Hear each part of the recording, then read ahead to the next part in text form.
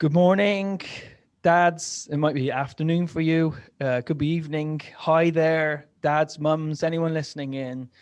We've got another treat for you this week.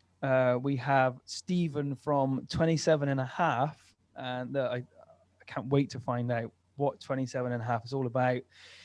In the headline for this session, this episode, is time management. And if you're anything like me, that comes with a oh, really? And at the same time, it comes with a yes. So finally, someone's going to teach me something about how to use my time. Because if my head wasn't screwed on my body, I would forget it most of the time. And I come up here to work, and I've only got to bring a laptop and a phone charger and some water most of the time. This here water bottle, and I forget it almost every day because my head's in all the other stuff I've got to do. And on the whole, Stephen, I would say I'm a poor time manager. So anyway, I'm really excited to get the lowdown from Stephen and specifically what his expertise are. So hopefully you guys are just going to relax and come away from this episode with just an insight into a different world maybe, and how you can do things better in terms of how you manage your time if you run a business, how you help other people manage their time, and just generally get some decent content into your brain today to be even remotely helpful. So even if you just take one thing away from this time, just one, that's really useful. Don't need to remember every single thing that Stephen helps us learn here today. So yeah, just relaxing, hearing that message from myself. So welcome, Stephen. Welcome, bud. Hello, lovely to be here. Thanks for having me. Hey, dude. So, Stephen, can you just give us the background, paint the picture of how you've come into existence and got all the way up to here at this point? A bit of a whistle-stop tour, if you don't mind. Yeah, of course. Well, I suppose personally, to give you a bit of a background into my crazy life, I'm at home here with my wife in Bolton. We have a 3-year-old daughter. We have a husky, and we have a cat as well. And between all of those things, you can only imagine the chaos that can ensue. And the challenges. I'm sure the listeners are well versed in a lot of the challenges that I'll be facing on a day-to-day basis. So that's my life. That's where I'm at the moment. Work-wise, my specialism is in time management, and specifically time habits. And I help people to get organized, stay focused, and achieve the goals that they want to in their life. So as a background on how I ended up here, my background has always been about leadership and management in one way or another. So my wife and I are approved foster carers. We're also I'm a qualified sports coach. That's where I first started, and so I've been always kind of leading kids to enjoy sport and exercise and things like that. So I was running my own business as a chartered management institute trainer. So I was delivering their CMI qualifications to leaders and managers and accidental managers, they were calling them. And I was working 6-7 days a week, and probably a lot of people who run their own business can relate to that. It's quite normal when you're trying to make a success of everything, and you think you've got to work really hard all the time to make ends meet and make things happen. But then my mum got a diagnosis, a terminal brain disease she was diagnosed with, called progressive supranuclear palsy. You can see why they call it PSP, really, can't you, with the name like that? But yes. Anyway, she was given that diagnosis, and it's a disease that nobody knows what causes it. There's no treatment and no cure. There's just the prognosis that you will have about 6 years to live after you're diagnosed with it.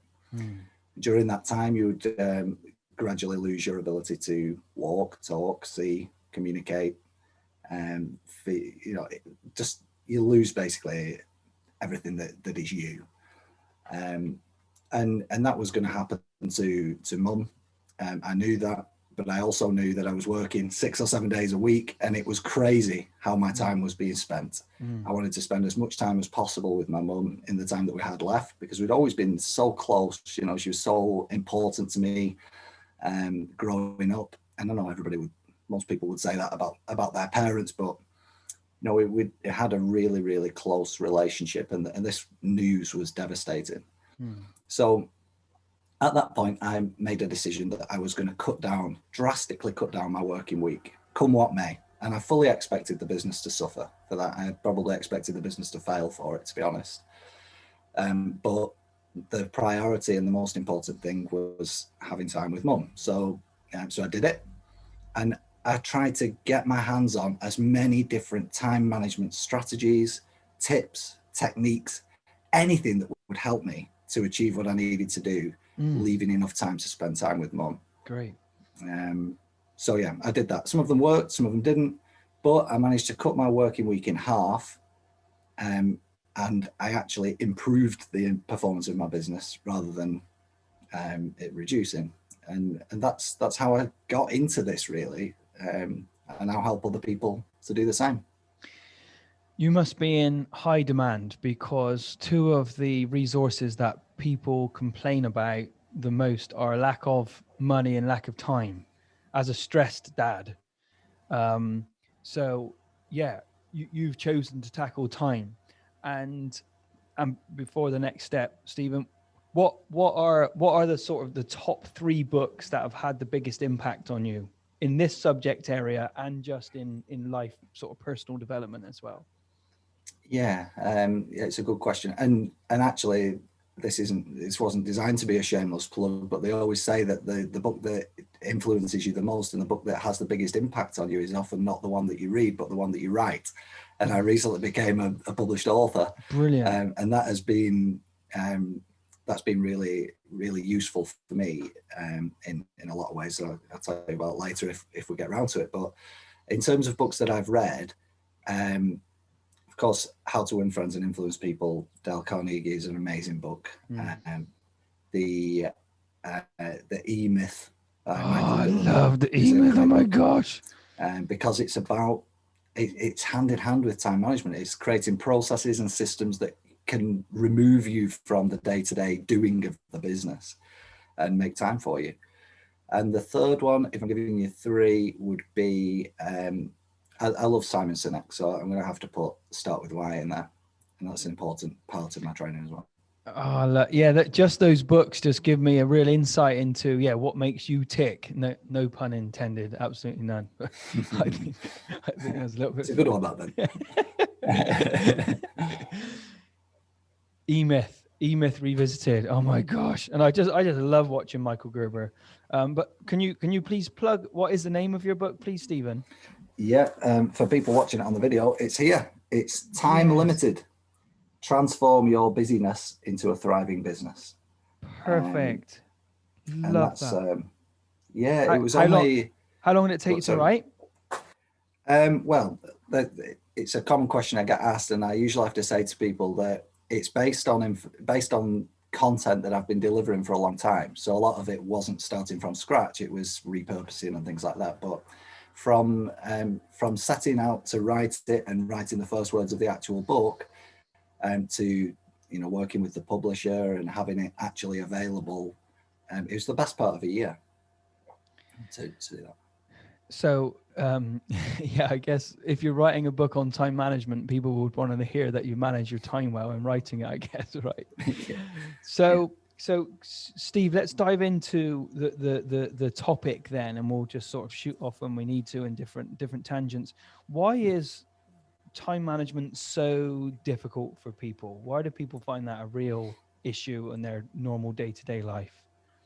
I think there's a few reasons for it, and I asked this question early on in my journey with time management. I first of all Googled time management, and about 4.5 billion results came back, and I thought, wow, can this be that there's so much information out there, but yet people are still struggling with this?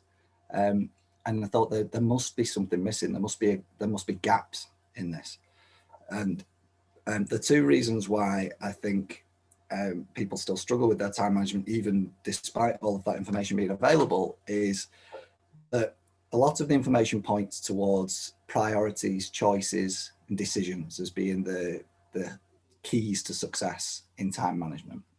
And they're really important. And I'm not saying that they're not. But around half of what you do on a day-to-day basis is actually nothing to do with those things. It's just habit. Most people get up at your relationship with the alarm clock will be the same every day. If you hit snooze, you hit snooze every day. If you don't hit snooze, you don't hit snooze. It's simple as that. You probably have your coffee the same every morning. You probably have the same shower exactly routine. Yeah, exactly. And if you go to either a workplace or maybe taking the kids to a nursery or something like that, you'll take the same route and you'll go on autopilot. You won't even remember the journey. And when you add all of these things up, there's an awful lot of your life that's spent unconsciously, if you know what I mean, like it on autopilot. So one of the things that I try to do is help people to develop time habits, which are things that put your success sort of on autopilot. So if there's things that we can put together, then let's make that a habit, and let's save time by chunking things together as a habit. The other thing that I think is missing is some structure. And I developed this model called the pyramid of time mastery. And it's based on the idea that there's so many different things. You might think, oh, I need help with my emails. I get distracted all the time. I need to get a better plan. I need to organize better. And people just are all over the place. But the pyramid model makes sure that you get the base in place first. And the base of the pyramid that I follow is why. Why are you doing what you're doing? What's the ultimate purpose? What your vision is for the future.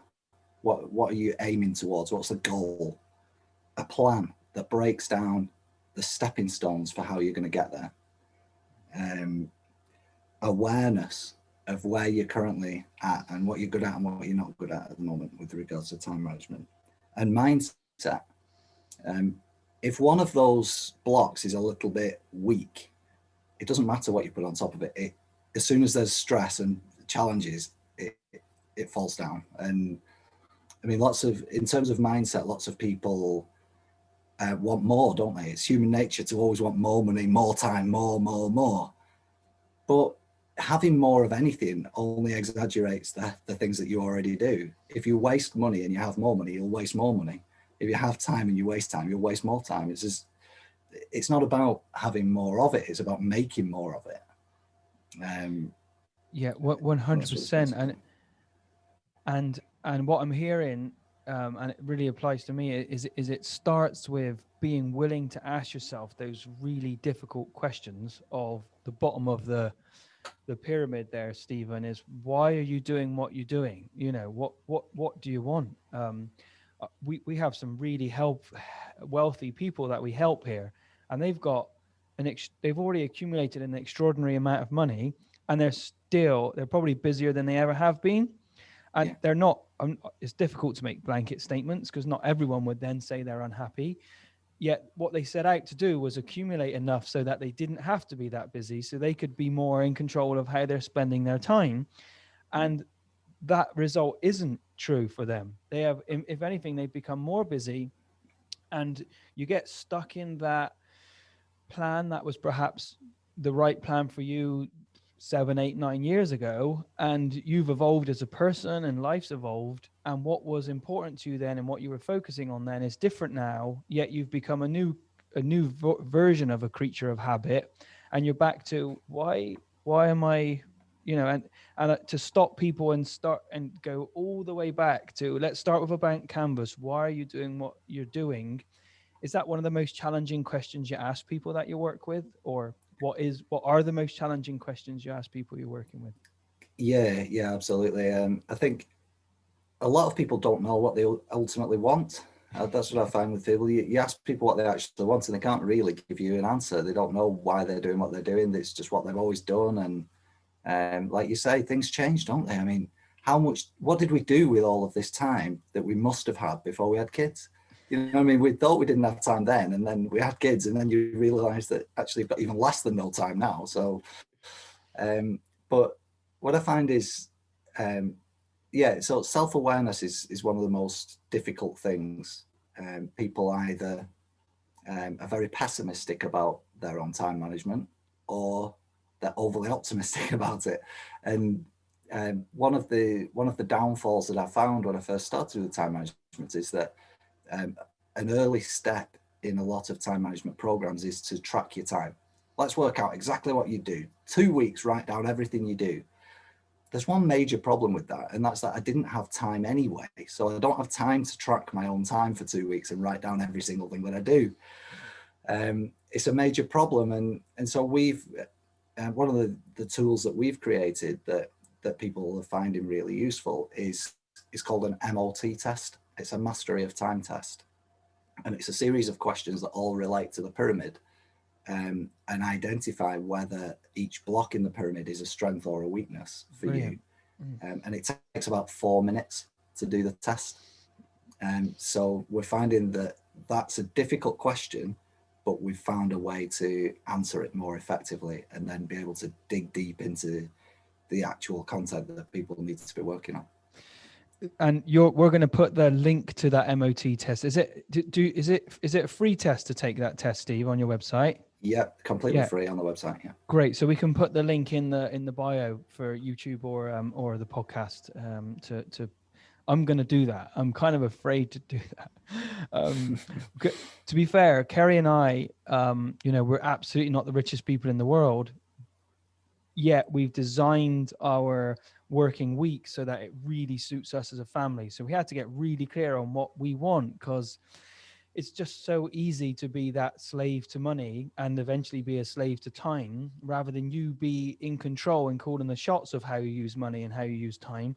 You have to get really clear on what you want. And, Simon Sinek is a master of that, isn't he? Why the heck are you doing what you're doing? It's not the objective. Yes, paying the bills is important. Yeah. But there has to be some purpose that you either are or are not connected to, pulling you forward, which brings me back to how this whole thing started for you, Stephen.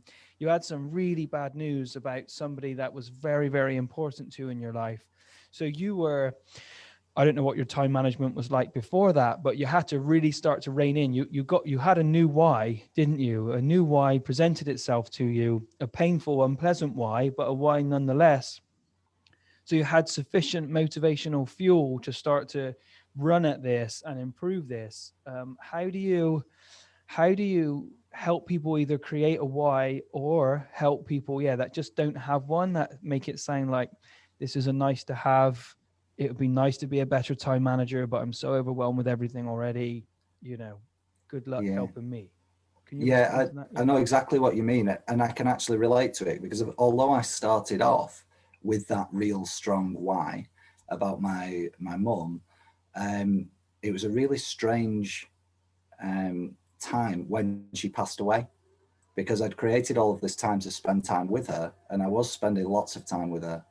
But when she died, I was in that exact position. It's like, well, what now? and it's a real hole that it leaves, isn't it, when you lose somebody like that, who's you've spent a lot of time with, and you can see why people get very down and very depressed about it. So I was thinking, at the pinnacle of the pyramid that we're talking about is freedom. That's the top block. That's the top of the pyramid, freedom. Yeah. Because I think that's what people ultimately want. Whether it's freedom to do what you want when you want to do it on your terms. And for me, that pinnacle was spending time with mum. And when you get there, it can be a dangerous place, because once you've got it, you need another goal after that. Yes. And when mum passed away, I needed a new goal. And so to be honest with you, it didn't change a great deal. I spent a lot more time with my dad. I spent a lot more time on my own, on myself, learning and personal development, fitness and health. And short, well, it was about what was it? It was 2 years after my mum passed away, nearly 3 years after my mum passed away, that my daughter was born. So that became then the new why, if you will. Um, we all know how quickly kids grow up, and you don't want to. If you blink, you miss it, don't you? And You do. I didn't want that at all. I want to spend as much time with her, quality time with her, not time where I've got the laptop here and I'm on the phone there. And I want quality time with her. And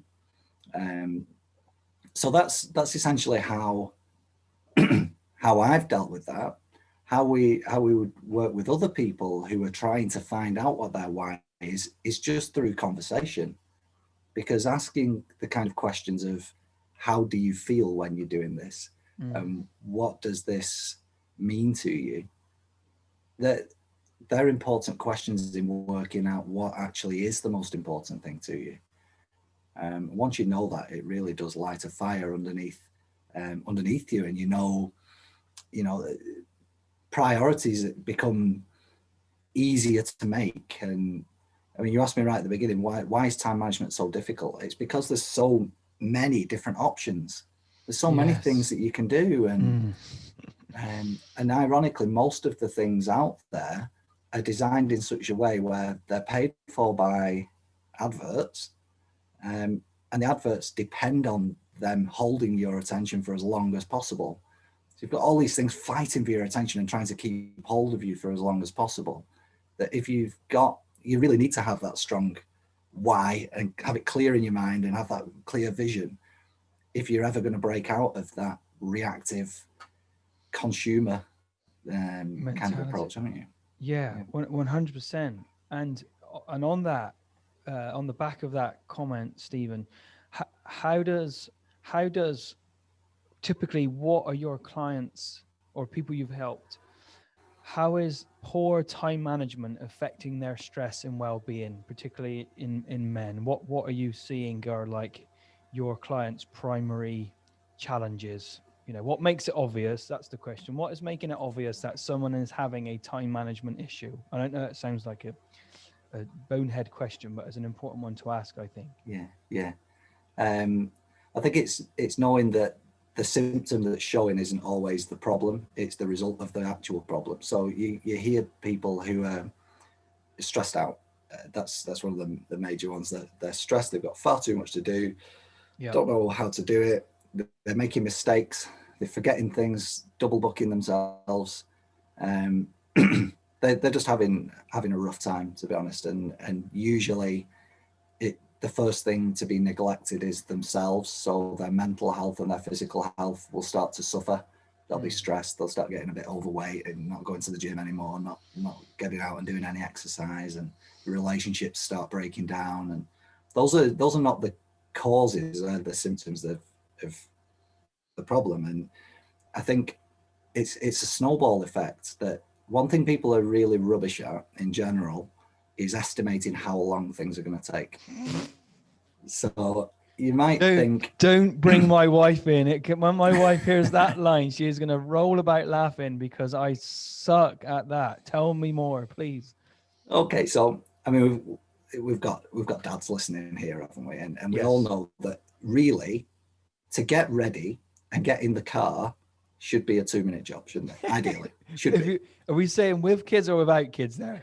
We're saying in general. To get in a car, to get your shoes on and get in a car should be a 2-minute job, shouldn't it? In general, right? But I mean, we're both laughing now because we know that is just never going to be the case. In an ideal world, it takes 2 minutes. In reality, you can't find the shoes. The child starts kicking off and doesn't want to put the shoes on.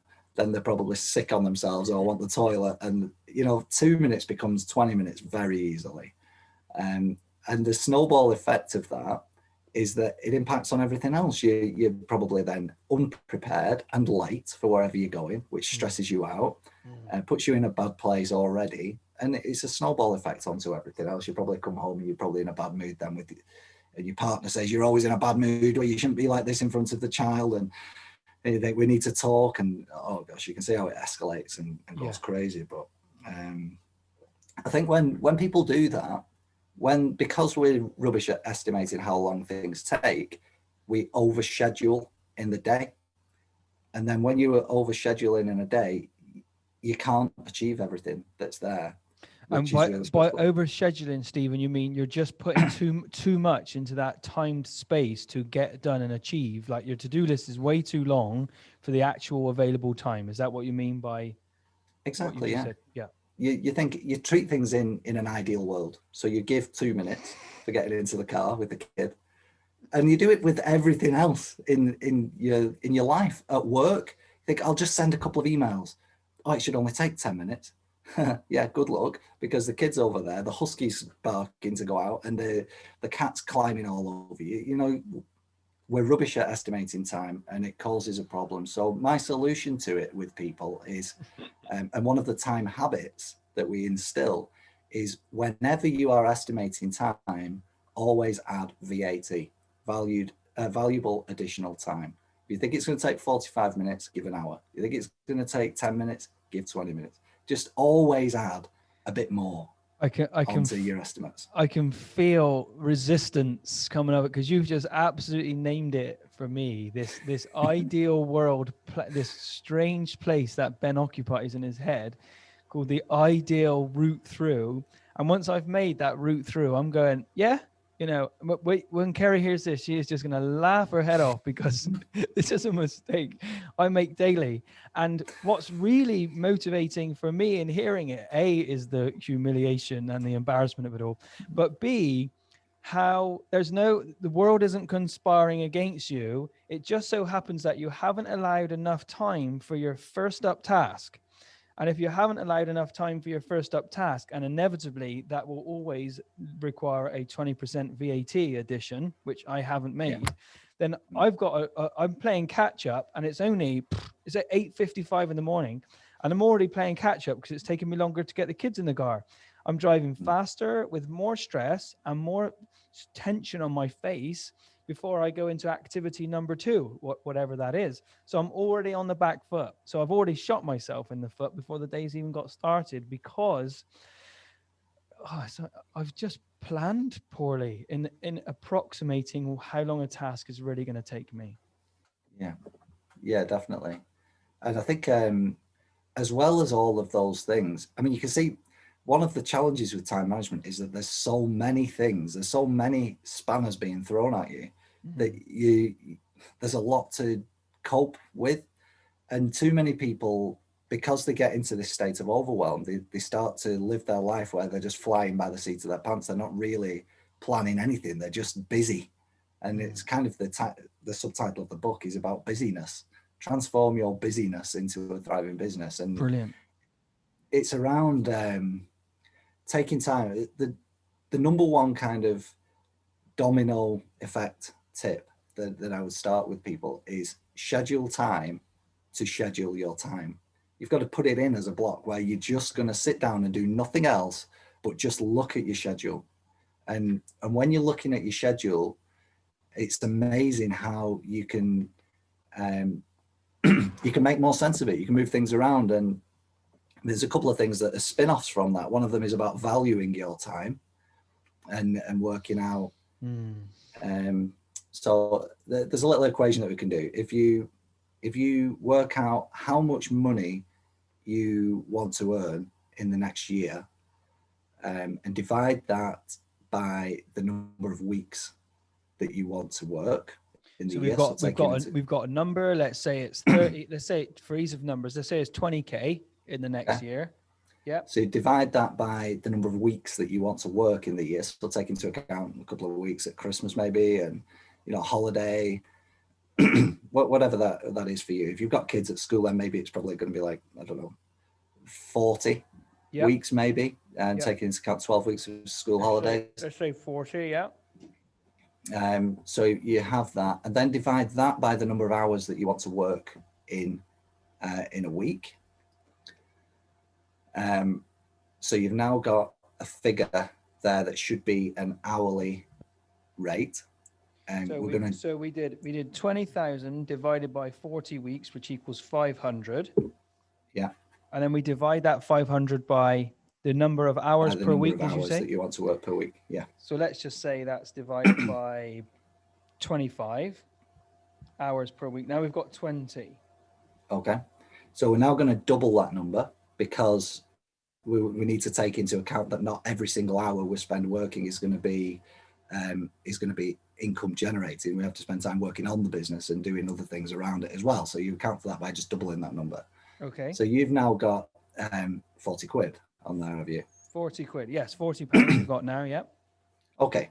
So it's not an exact science, but now you've got this idea that to get 20k a year in the hours that you want to spend working, your time is 40 quid an hour. Right. Great. And what that allows us to do is make better judgments on how long we can allocate for things. So if there's something that comes in that's worth 20 quid, you shouldn't really be spending more than half an hour on that. And if you get something that comes in that's worth 80 quid, you could probably afford 2 hours on it. And it's not exact science, but it's just a general guide, a feel of whether you're heading in the right direction.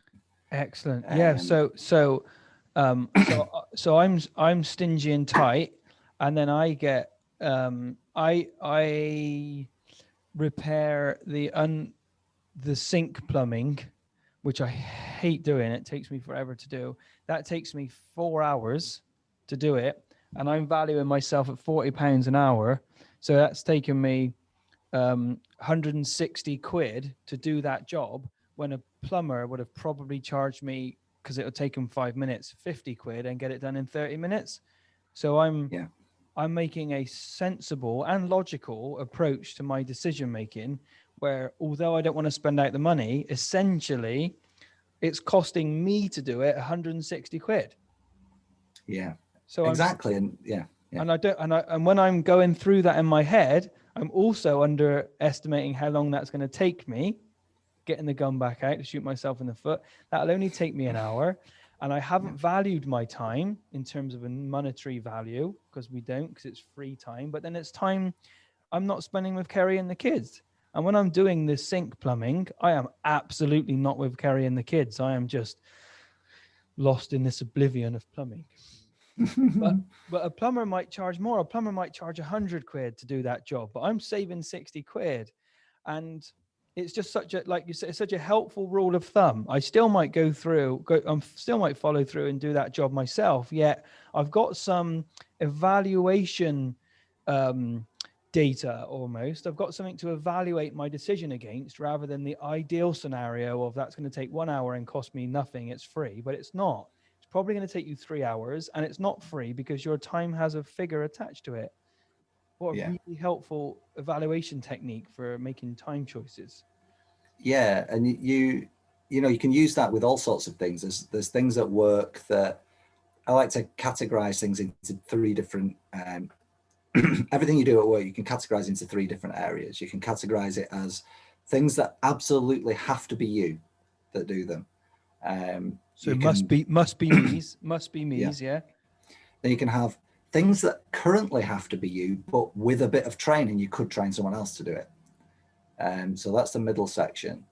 I just label these A, B, and C when I'm doing it, but it's up to anybody how they do it. And the C tasks, the ones at the other end of the spectrum, are just things that have to be done. They don't have to be done by you. They just have to be done. And in those C tasks, that's probably the quickest way to free up time, because when you make that equation based on your hourly rate, you can get a VA for 20 or 30 pounds for an hour, and they will be better at doing it than you are, and they'll do a better job of it, and they'll do it quicker.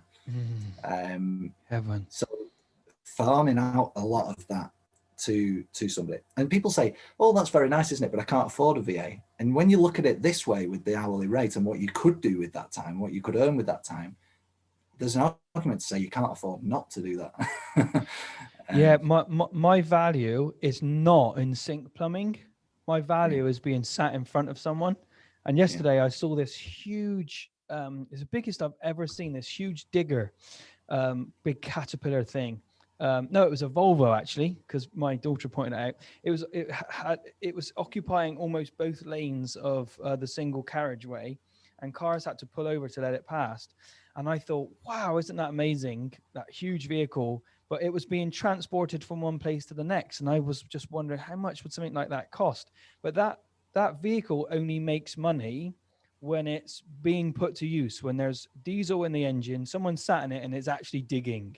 as it's being transported somewhere, it's costing a lot of money. It's not making money.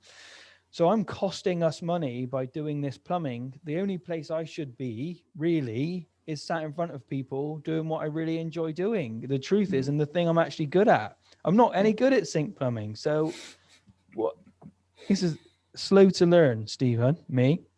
Yeah. So just I can't believe how quickly we're gonna have to get you back in again, I think. What can we do? What are the top 3 things we could do to improve our time management? Straight off the bat, cold turkey, generic, 3 things that we could do to help us. Okay. First one is get more aware of what you're good at and what you're not good at the moment. So have a look at the MLT test on the website. Say it's completely free. It takes about 4 or 5 minutes to do it, but it'll give you an insight into things that will show you what you're good at and what you're not. It sends a PDF with all of your results straight to your inbox. Brilliant. So that's a good start for awareness, and it'll help. There's something that I like to do that's called Acme, and it's based on the Wile E. Coyote in Warner Brothers. You know, he could never catch that Roadrunner, no matter how he tried. And he had some great things, some great tools, some rockets, some traps, some all sorts of things like that, but he could never do it. And it was usually because of something that could have been avoided. If he'd have thought about it before, he'd get his leg trapped in something, or something wouldn't work, or he'd set off on a rocket at 500 miles an hour and he wouldn't know how to stop it. You know, it's crazy stuff, but people do make mistakes like that every day. And so one thing that I like to do when I wake up in the morning, I always have a coffee. It's one of the first things that I do. So when the kettle's boiling, I think of Acme, which kind of comes into time habit kind of thing. When the kettle, I press the button for the kettle, and I've got a couple of minutes then where I just think of Acme. And Acme is anticipate any problems that might happen today. The C is check or confirm any appointments that you've got, because it's really annoying when you turn up to meet somebody and they're not there. So just send them a text and say, looking forward to meeting you today at 10 a.m. or something like that. M is move. So if you've got, probably the easiest example, if you've got a city centre appointment in the morning and another one in the evening, can we move them together? Can we avoid that travel in the evening? Mm-hmm. Or maybe there's something you can do on the way of dropping the kids off at school or nursery. Or just move things around if you can. And the E is evaluate. The amount of time that you've got allocated for something versus the value of that task. Does it line up with the value that you've got for your time? So that's the second one. The first one is the MLT test. Second one is Acme. And the third one is develop habits, develop time habits. And lots of people say, how long does it take to form a habit? It depends on the task. It depends on you. It depends on you existing. It depends on a multitude of things. But one thing's for sure, if you do something repeatedly enough times in a row, it will eventually become a habit. Mm-hmm. So start a streak. Pick something that you do. It might be that in the morning when you boil a kettle, you think of Acme. Do it today. That's one. Do it tomorrow, you're on a streak. Then do it 3, 4, 5. Why does streaking work? Because the further you get with it, the more you've got to lose by dropping it. So you get your streak as far as you can in a time habit that's going to be useful to you. And eventually it will just become second nature. It'll become a habit. So I hope those are 3 decent enough tips for you. Yeah, absolutely. I was going to stop you. I was going to stop you after number 1, actually, Steve. That's so helpful. The anticipate the problem and confirm appointments. I mean, sheesh. That you've saved me days of missed appointments and confusion here. That's been so helpful, bud. I'm just going to wrap it up now. Is there anything else you'd like to share, which I'll put in the bio notes anyway, to direct us to gather more information about you guys and what you're doing and how we can benefit from your rich resources?